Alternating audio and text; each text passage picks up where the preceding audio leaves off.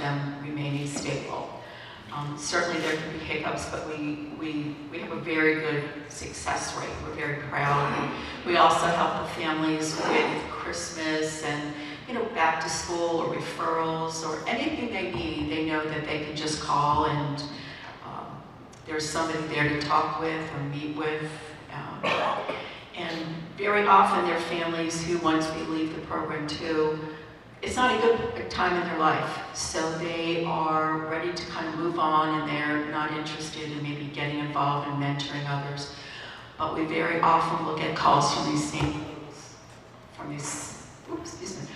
same folks who will say, you know what? I just wanted to thank you. Something happens in their life, and if it wasn't for you guys, I would never have known how to deal with that. Or I can't believe that I've been out on my own for 2 years now. My family's doing well, and my kids loved it there. So it's, we don't do it for that, but it sure is nice to hear. We do at our annual fundraiser every year, one of our more confident volunteers who's comfortable getting up and telling their story will get up and just kind of tell our audience about, where they were and where they are now, due to the efforts of the organization and the wonderful volunteers that we're lucky to partner with. Just so you know, no money is ever given directly to our clients, nor are we ever on the lease for anyone's apartment. We're not that dumb. But we really want to try to help break the cycle of generational poverty, generational homelessness by getting these families on the right track, and hopefully their children won't kind of repeat the same mistakes that their parents did, because unfortunately it's how their parents grew up and what their family before them knew. So it's a challenge, but it's very, very rewarding. So on behalf of all of the over 600 homeless children in our community, I do thank you for allowing me to speak today. And any questions? Yes? I have a question. I'm always surprised to hear about how many homeless there are. But when I worked at the college, I was talking to a young lady who had 4 kids.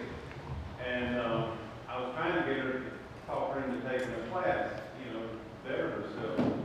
She said, oh no, I don't want to do that. And she started rattling off all the assistance that she was getting per kid for housing, for food, for utilities, and this, that, and the other.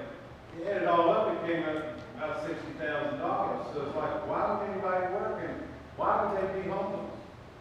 Yeah, the unfortunate thing in our quest, I think, as a society to help others, sometimes and that's why we make it very clear when people come in that you have to be willing and able to work. This is not an option. We've had people who have kind of complained, in all honesty, that, wow, I started making, they might be on income-based housing, and I got a raise, or, maybe I'm working 2 jobs, and I'm up to here, this pay rate, and now I've got to pay more rent.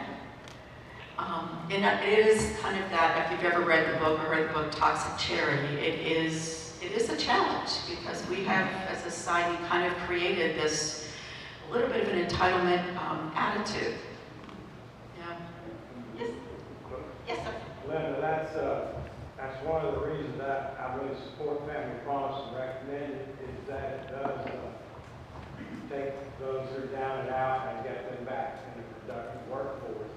But there is a question that's come up.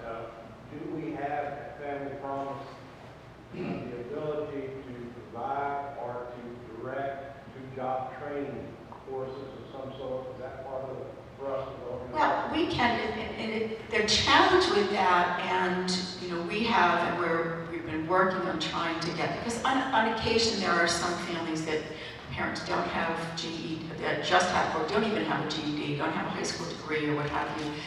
The trouble and the challenge is for them to be able to sustain themselves and pay rent, they have to work. And to find the time, unless there is something online, which there is a lot these days, but of course they have to have a computer, they have to have internet. So very often with single parent households, in a perfect world it would be great, they would take these classes and be qualified to do something else. But in the initial phase, they have to earn money. They have to, and it's hard. It's not a population sometimes that we deal with that really values further education. We know that that's what they're going to need to make do to further their, better their circumstance. But there's no child care in the evenings, there's no child care on weekends. So if it's a single parent household, they have to work what we call mom hours. It has to be like an 8 to 5 job because there is no child care. So it sounds wonderful to be able to do that, but there's so many other little issues that complicate that. Yes? You mentioned 2 questions. One, just curious, what percentage of the families you help are south abroad, and what percentage of the families you help are north abroad? And then a follow-up question, you mentioned your annual fundraiser. Can you tell us a little bit more about that? Sure. What it is? Our families come to us, and actually, because we were able to locate housing, more housing, and this has now changed, north of the Broad, many of the families came to us. We were able to help with housing north of the Broad. That has changed. But as far as folks who come to us, it might be, I'd say, a little skewed toward more from north of the Broad. Many either grow up in this area or have come from other areas and had family here, so mom or dad, or it's usually grandma, poor grandma. Everybody moves back with grandma. And then and grandma lives in this area, and they live, they're with her for a while, and grandma's sick of them basically not being productive in the household or contributing, and gets tired of the kids being there, so they've worn out that welcome. So I would say a slightly skewed toward north of the Broad, but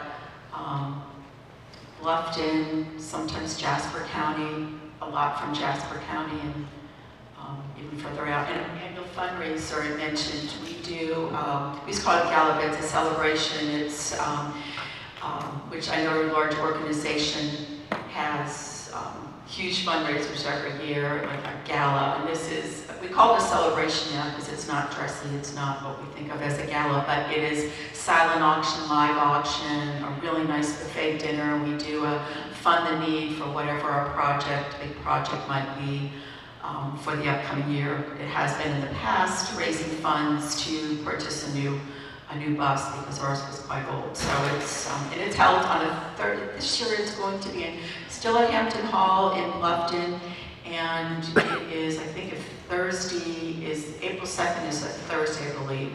So that's when it will be this coming year.